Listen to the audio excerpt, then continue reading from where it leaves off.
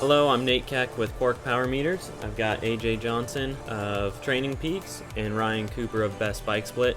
We're looking at Jan Frodeno's power file, and we're going to break down his file for you.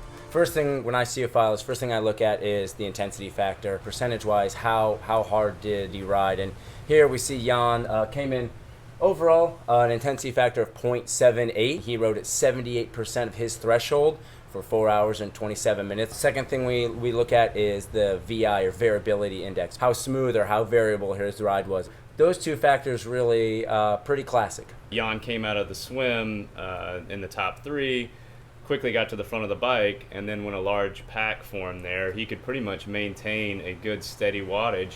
His pace right off the bat was obviously strong. Intensity factor 0.79, his variability index 1.04. So this is at the front. This is from T1 to Javi. 270 average watts, 3.72 watts per kilogram. That's actually lower than what we expect. And that's a good thing here, right? Because it just means that, again, his aerodynamics, his efficiency are completely optimized. And then hitting that climb to Javi, just like we see with all the other files from top pro males that have successful files, is during the climb to Javi, that power jumps by about 10%. And again, 270 watts out to Javi, right at 300 watts for that climb to Javi. So really, really classic file here from Jan, and it paid off.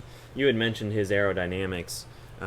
He's obviously, for being 6'5", he has a very aerodynamic position. You give him a lot of credit for having the flexibility and the strength to be able to stay in that position for that period of time.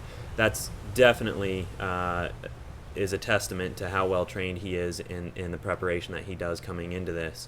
I think that's definitely one of the areas that he focused on over the last year, and you can really see it pay off. Those being able to maintain the speeds that he's maintaining on the type of power that he's putting out is pretty incredible. So it's for a guy that's 6'5", that big, and being able to just get in that nice tucked aerodynamic position. Obviously he has all the best equipment, but it's just really a testament to his training, and the file shows it. It shows how well that has paid off this year.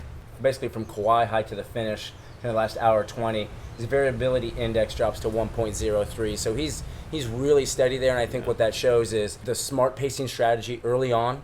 Letting Kienle lead and just kind of being in a position to mark a move if it went, and we did see that when Ben Hoffman went to the front.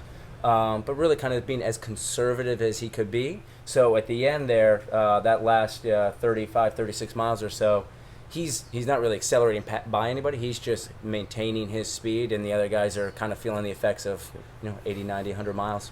We see descending from Javi, the typical watts decrease just purely because there's going to be sections in there where you're not able to stay on top of the pedals and be able to push the same kind of wattage. And we see that in Jan's file here. But as soon as it comes back closer to town and it starts to roll a little bit, he did a great job of maintaining pace. If you're looking at his normalized power, he was 274 watts for this section here, which relative to what he did earlier is not really any change at all. So great pacing strategy. It left him with a lot left in the tank, and he was able to actually open up a little bit of a gap on his competitors in that section. So it looked like he was attacking.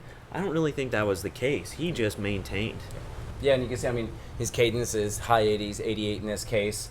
So you see a lot of guys when they start to struggle on the last miles of the bike, one thing they tend to do is to overgear, and you see the cadence start to drop into the high 70s, and they're trying to muscle it over. But high 80s means that he's still being efficient. Absolutely. And he's still comfortable, right? And honestly, I think that had someone made a move after Kauai high, Jan would have easily been able to cover it. And you did kind of see that with O'Donnell making the move there. Pushing out to the front, and Jan didn't panic.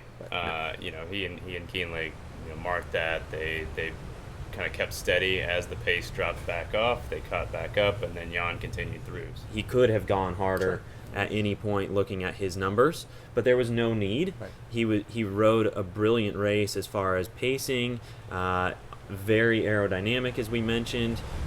So his total TSS was much lower. Yeah, I think for age groupers that's a big lesson, right? Like obviously Jan's numbers look really big and it looks like he's working really hard, but obviously there's a reason why he's a world champion, right? So it's still the strategy that any age grouper can use is, let's have a smart pacing strategy, execute it, don't get in over your head, monitor your power, monitor your metrics to the point where you can optimize your run and have the best performance possible.